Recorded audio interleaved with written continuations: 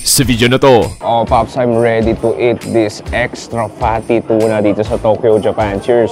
welcome to Tokyo, Japan.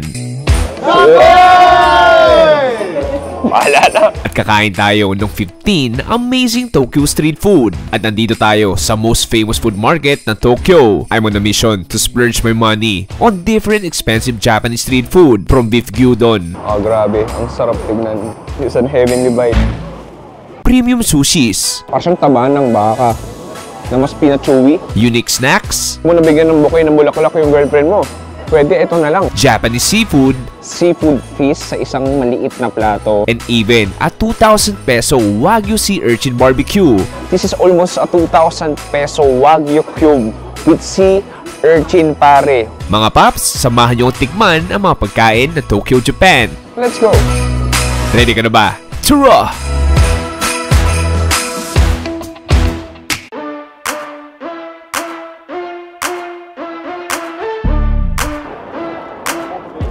Pare, magandang umaga. Welcome back to me dito sa Japan. Pero ngayon, nandito tayo sa Tokyo. First episode natin, nandito tayo sa legendary Tsukiji Fish Market, Pops. Ibang klase. Alas 8 ng umaga ngayon at marami ng tao agad. Very historical to fish market na to. Hindi lang dahil sa mga street food na makikita mo dito, bagkus dahil isa to sa pinaka-original auction market ng mga tuna o mga seafood nung way back pa. Pero since 2018, nawala na yung auction, nalipat na sa iba. At ngayon, natira dito yung mga ibang street food vendors na sinasabi, Paus, medyo controversial to. Yung mga lokal dito sa Japan, sinasabi nila, overrated, very expensive daw yung street food scene dito sa pinaka-fish market na to. Kaya naman ang challenge ko ay magkano magagastusin natin kung overhype nga ba? Mahal nga ba talaga? Hindi nga ba sulit mag-ikot-ikot dito sa Tsukiji Fish Market? Anyway, Pops, huwag tayo paligoy-ligoy pa. Gutom na ako. Maghanap tayo ng unang street food dito sa Tokyo, Japan. Kaya hinihintay natin. Tsura!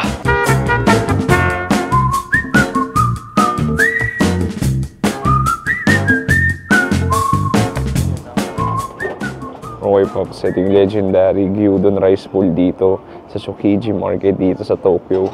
What the spot of gyudon beef, pare. Ito street food talaga.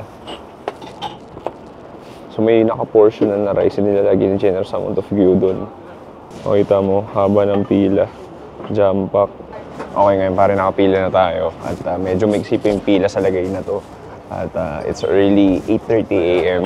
At excited ako mag-first food trip natin dito sa Tsukiji. Authentic Japanese style gyudon.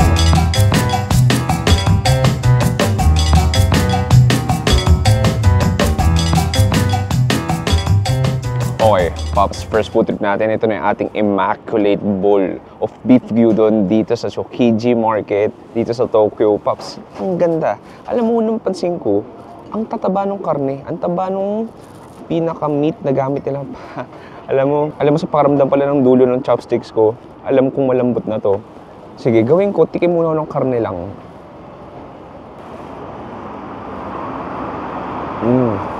Wow.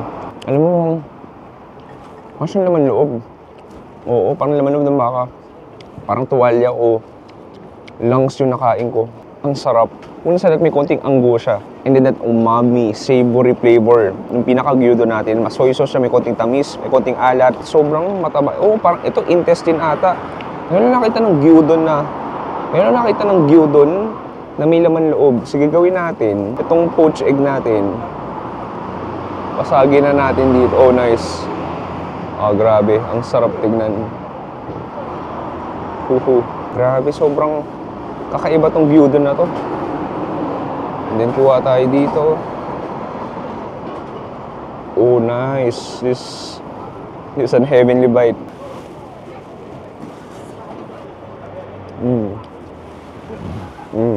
Ang sarap.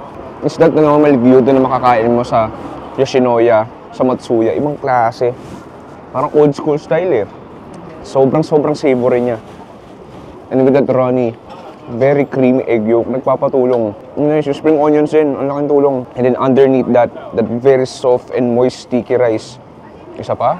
Lagyan natin ng chili powder. Grabe. Ang sarap nito. But to be fair, di rin sa sobrang mura. Ito na sa 370 pesos na 1,000 yen. Pero, lampak eh. Sarap pa rin. And then maganda niyan, may kasamang tsaa to wash down all of the flavors sa bibig mo. Huling kagat tayo. O, ng karne.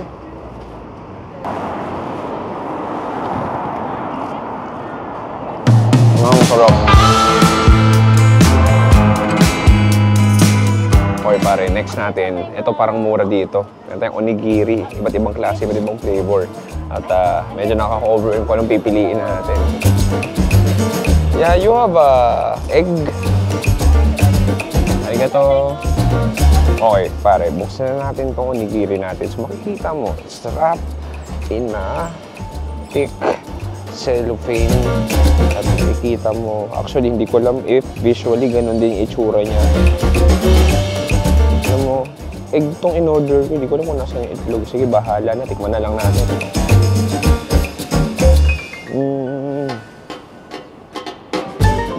Unang kagat, kanin lahat. Andun yung itlog. Pero alam mo, unang sa lahat, ang sarap na sauce. Like a sweet soy sauce. Yung kanin natin sobrang moist, sobrang dense, ang lambot. Tikman natin yung itlog. Hindi ko alam anong decision making ko kanina. Ang daming flavors doon. May squid, may salmon, pero hindi ko alam bakit itlog yung pinili ko. Pero maganda kasi sa picture. Tsaka ko bestseller nila. Ayun, fairness, makita mo yung itlog, sobrang creamy. Grabe. Pero sarap ah. I mean, to be honest, hindi siya sobrang mura pa rin. Nasa 170 to 180 pesos siya. Pero flavor-wise, masarap at malaki naman. Feel ko pag naubos mo ito, nakakabusog. Anyway, boss. Hindi mo tapos food trip natin. Hanap tayo next food trip.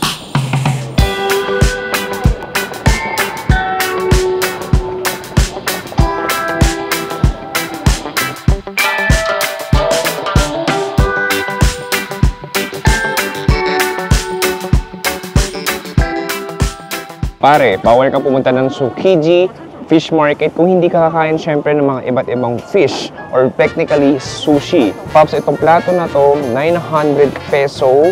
Sushi na to, may 4 na piraso. So meron tayo ditong bluefin red tuna. Meron tayo ditong fatty tuna. Meron tayo ditong minced tuna kasi ito yung toro, yung super fatty tuna. Sige, tikman muna natin to. Lagyan ko ng konting soy sauce, hint of wasabi, and then tikman natin. Kung isipin yung preso, namin na muna. Regular bluefin pa lang yun ah. It's super duper fresh. May konting nguya ka ng konti. Then the hint of the soy sauce, hint of wasabi. Kasi kung dito, alam mo dito, sobrang daming sushi stalls. Malulula ka kung saan ka pupunta, kung saan ka bibili. Pero ako sabi nila, puntahan mo lang daw yung huwag masyadong mahaba pila o huwag yung masyadong overpriced. Pero tignan mo na, ito feel ko sulit na rin siya. 900 pesos, 4 na klase ng piraso. Next, tikman natin tong itong mince naman to. Ayan, yung wasabi na sa gilid.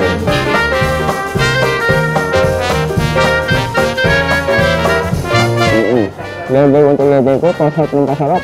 Same flavoring, iba na yung texture. Mas malambot lang ito, tapos mas hiwa-hiwa. Ito yung ating fatty tuna. Okay, excited na ako. Cheers!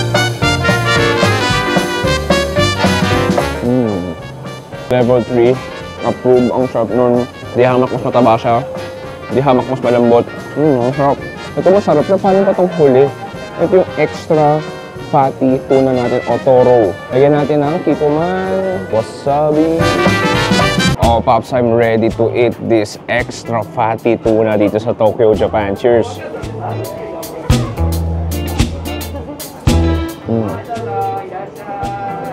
Wow, sarap nun. Wow. Parang taba ng baka na mas pina-chewy.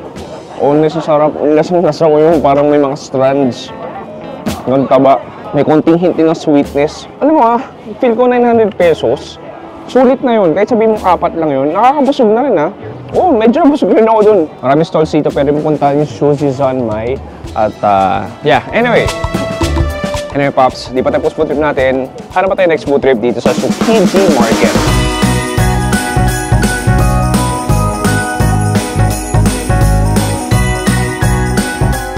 Konnichiwa, yawan.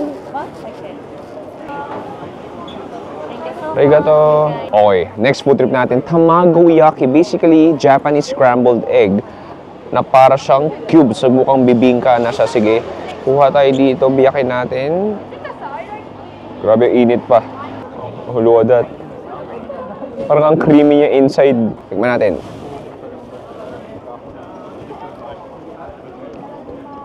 Wow, it's sweet.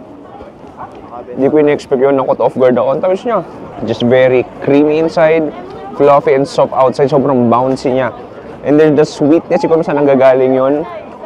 Pero, I mean, to be fair, masarap siya, masarap. 150 and 56 pesos. Pero alam mo, parang medyo mahal pa rin siya, no? Pero kung matarang mo masarap, masarap sa masarap. Okay, proceed tayo sa next food trip.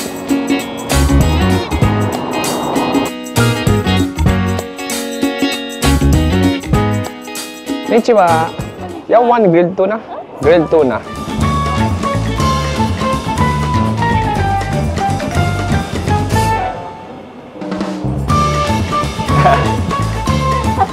Okay. So, kuha tayo wasabi dito. Lagyan natin ng soy sauce. Okay, tikman na natin itong ating tuna steak na inihaw ni Kawai ate. Kyopta. Sabi ko sana Kyopta pero Korean. Kawai daw yung cute. Sige, tikman natin. Cheers. Ay, lagyan natin ng wasabi. Let's go!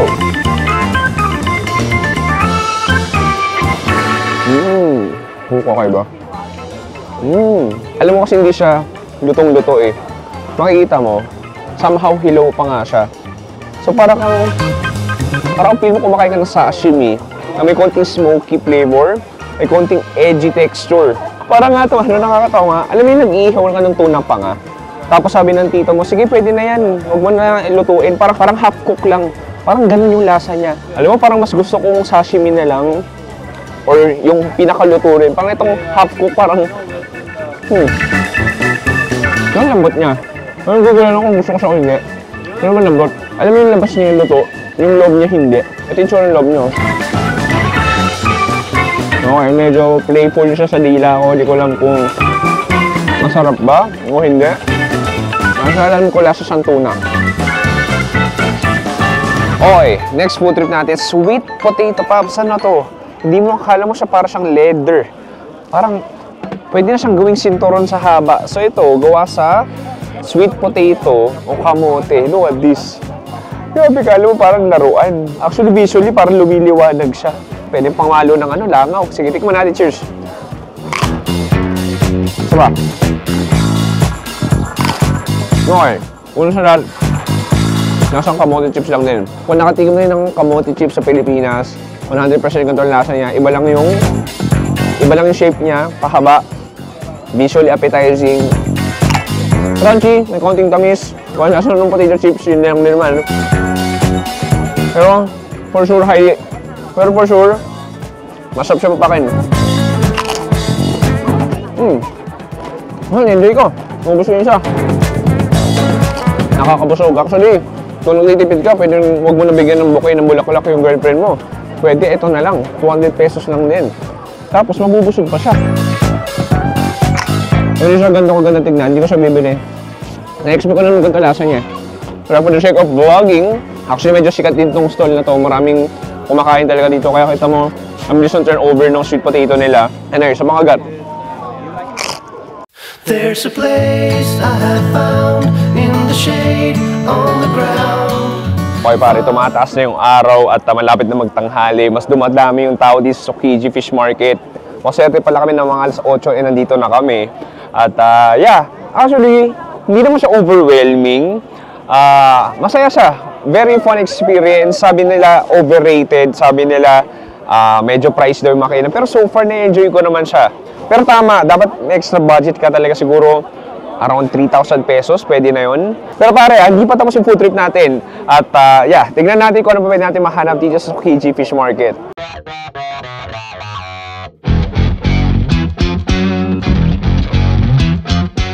Okay, next food trip natin. Meron tayo dito, ang cute lang oh. Isipin mo, para itong, nasa palengke talaga tayo, pero itong vibes ito, compared doon, medyo old school.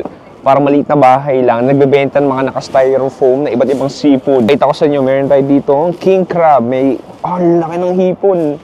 Meron tayong lapu-lapu ba to? Hindi ko alam anong klaseng isda to. Meron tayo itong salmon, tuna, squid, sea urchin. And then gagawin i-steam dito, si-grill dito. Pero meron ditong 2,000 yen na assorted na plato na may oyster, may sea urchin, may tuna at shrimp. Anyway, Pops, excited na ako. Order na tayo.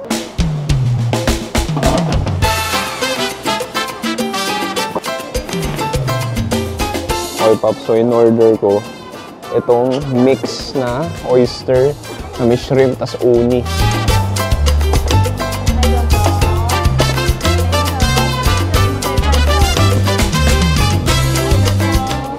Let's dig in. Grabe. This is like a seafood feast sa isang maliit na plato. So, tikman muna natin tong tuna. So, pre-name perch na rin to. Grabe, oh. Parang may dagat sa plato. Ang daming ganap. Ang dami rin tuna in fairness, ha. Sige, tikman nga natin. In fairness, mas trip ko to. Mas lasang sashimi. May smoky flavor pa rin. Kasi marami siyang juices na lumalabas sa bibig mo. So, a nice chew to it. May konting fattiness texture din. Punta tayo next sa hipon. Okay, madali na lang malabalatan. Cheers! I mean, kung ano lasang normal na hipon, ganoon din naman. Ito yung gusto kong tikman. Itong sea urchin natin. Oh, guys, look how fatty that is. How creamy that is. Oh. Matamis talagang sea urchin ng Japan. Oh, sarap. There's a natural sweetness into it. Ang creamy. Sobrang creamy niya. Para siyang butter sa bibig. Tapos medyo lasa mo rin yung dagat. Para siyang matamis. Sauces na rin to kaya medyo may konting extra alat siya. Sige, tikman natin tong scallops. Ang laki. Oh, guys, look how big that is.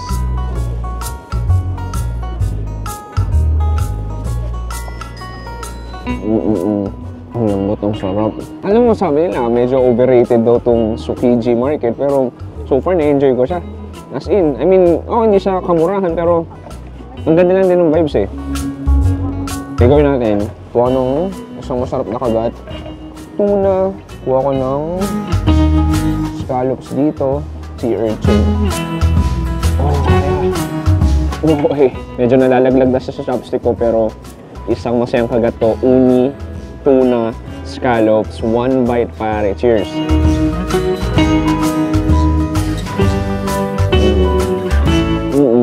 Magagalit si SpongeBob tsaka si Patrick doon dahil kinain ko yung mga kaibigan niya. Pero pasensya na, ang sarap pa rin. Ang dami ng klase ng anyong tubig sa bibig ko. Dagat, lawa, karagatan. Ang sarap. Ang galing, Pops. Bigyan mo yung matcha ice cream nila, naka-cup. Tapos, yeah, thank you. Okay, we've got our Uji Matcha Sundae, pare. Okay, ito na yung ating Uji Matcha ice cream. Maniwala. Kasabi ko sa inyo, paborito kong matcha flavor o lalo sa ice cream, pare. At yeah, sige, tingnan natin. 500 yen lang to. Kahit malamig dito, 9 Celsius degrees, kain tayo ng ice cream. Cheers!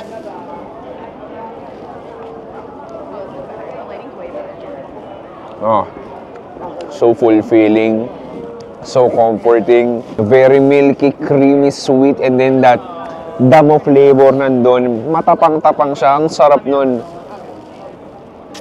Ulitin ko. Sa mga may galit sa matcha dyan, think twice.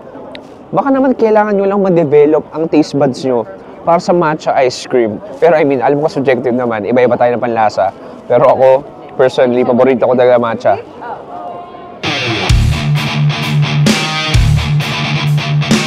Yeah, sure. Let's go.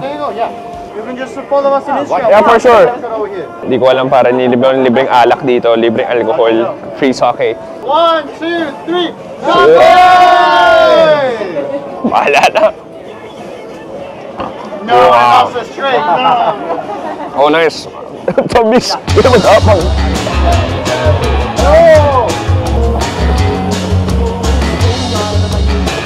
Here comes. Here we go, sir. Arigato gozaimasu, brother. Thank you. Oh my God. Okay, last food trip natin. Kailangan natin tampusin ng malaki. Actually, maliit lang to. Pero bigatin sa presyo. This is almost a 2,000 peso Wagyu cube with sea urchin, pare. Almost 2,000 na, pare. Yung 2,000, ano mabibili mo dun? Pwede ka nang pag-grocery pang isang linggo. Pwede ka nang bumili ng isang pantalon tsaka damit sa Uniqlo. 3 Wagyu cubes na may sea urchin. And then sa taas niya, para siyang may teriyaki sauce. On the side, may nakita akong salt, may nakita akong wasabi, may nakikita akong, hindi ko alam kung mayonnaise ba yan or what. 2,000 peso Wagyu cube with sea urchin on top. Cheers!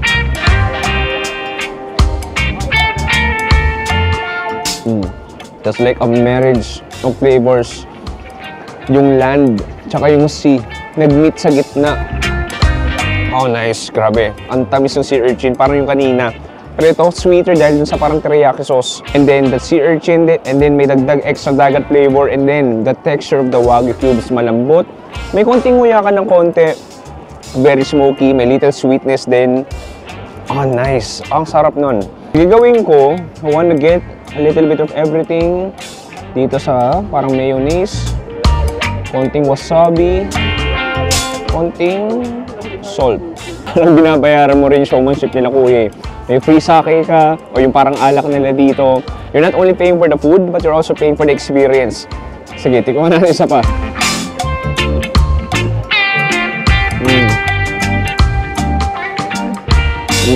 Sa ba maganda dito, Wagyu talaga.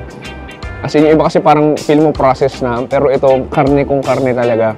Kung next time babalik ko, orderin ko to ulit. Masarap siya pero hindi for the price. Anyway, Pops, i-wrap up na natin yung mga kinain natin dito sa Tsukiji Market.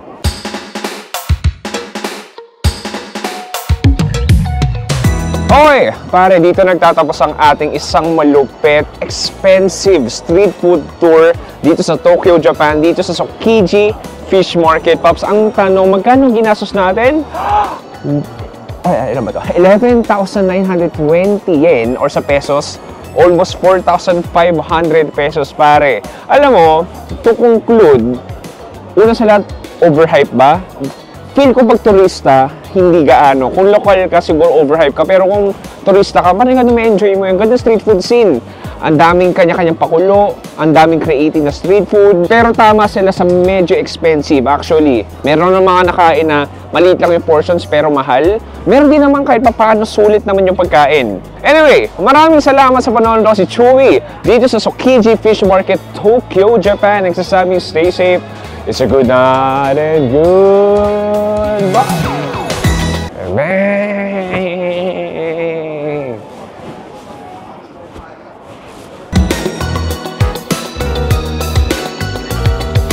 Hi, hello po. But you guys are Filipinos? Taiwanese, she's Filipino. Ah, hello po. Thank you so much. Thank you, bro. Thank you. Thank you. Yeah, thank you. Thank you. Salamat. Salamat. Thank you. Shoutout ka na rin, pare. Hello. Teka, saan ka? Sa LA. LA. Ay, LA pa. Hindi ka... Galing ako Manila.